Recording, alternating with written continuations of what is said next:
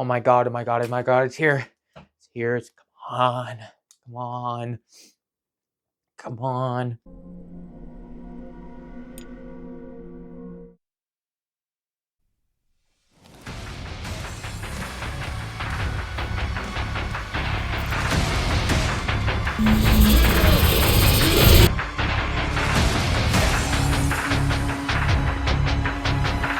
Oh my god! Oh.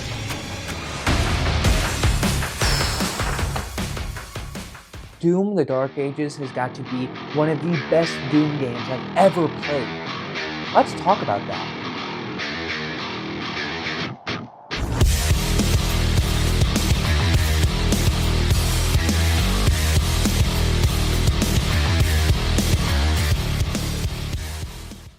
Now, when talking about Doom: The Dark Ages, there is a lot to talk about, namely the gameplay, the way you feel playing it, the music, every last detail. But let's talk about the gameplay for right now. Now, when talking about Doom: The Dark Ages, it's important to remember the past two Doom games from the Bethesda and id Software era. And honestly, I think this game improves, and I think it also takes away. For example, it improves the gameplay. I have never felt so powerful playing a character. Seeing the things that he's doing, having the big guns that you always have, but with their variations because you're in the Dark Ages, at least in the Doom universe. So the guns are the main thing that you're going to be using for a lot of the time, and I'll tell you what, they're really good. They feel good to use, and they're very intuitive to use. You don't have to think very hard about using the guns, which is a little, obviously, but the way that you use them is very different from Doom Eternal. In Doom Eternal, you have to switch weapons to get a faster fire rate and a much higher damage input, and now you don't even have to do that. All the damage comes from the weapons themselves and from you. The game is very aggressive. You're an aggressive player when you play this game. So, for example, in Doom Eternal, you were rewarded for being aggressive, but not as much in this. You now have the melee combat, which is very interesting, and I'll get more into that later with it. But that's also where it strays from Doom Eternal. Also with the movement now is a lot more swift, and I'd say swift, but also a lot more slow and methodical. You actually have to think about what you're going to do, unlike in Doom Eternal where it was very vertical. You'd go up and you'd go down, and you'd dash left and right. You don't have a double jump, you sprint now, there is no dash. And most importantly, you have all these different mechanics, and for a lot of people that could be a good thing, but also a bad thing, because they got really used to Doom Eternal, and Doom Eternal had kind of started something with a lot of other games, but I'll go into that later.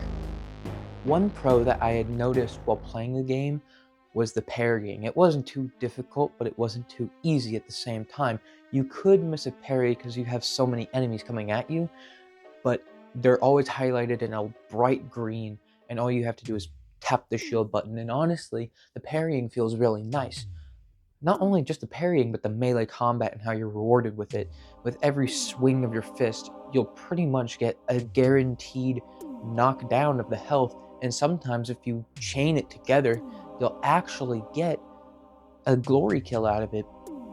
But I will have to mention, a lot of this game does not have glory kills, and actually they're secret now, and for me, personally, that's a con, because most recently with the Doom games, you've associated the glory kills.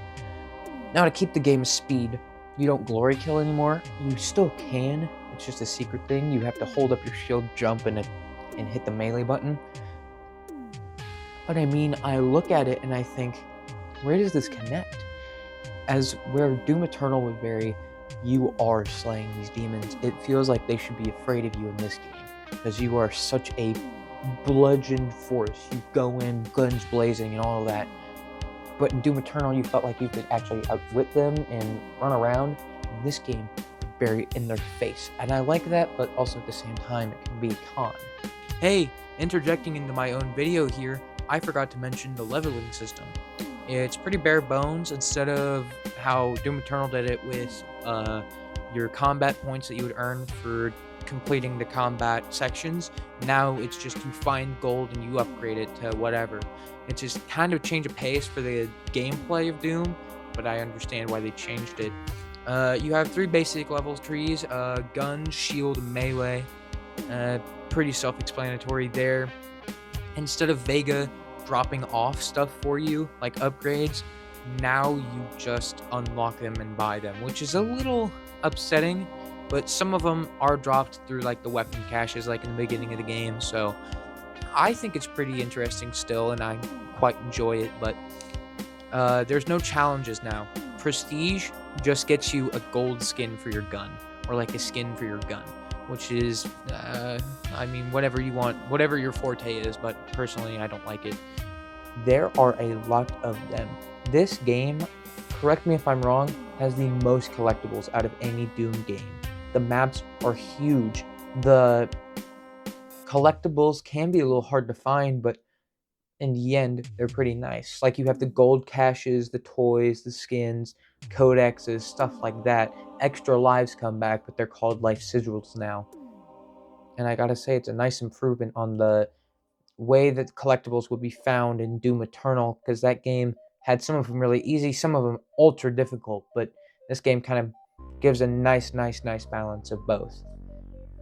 So, I'll let you get back to the original video. He did.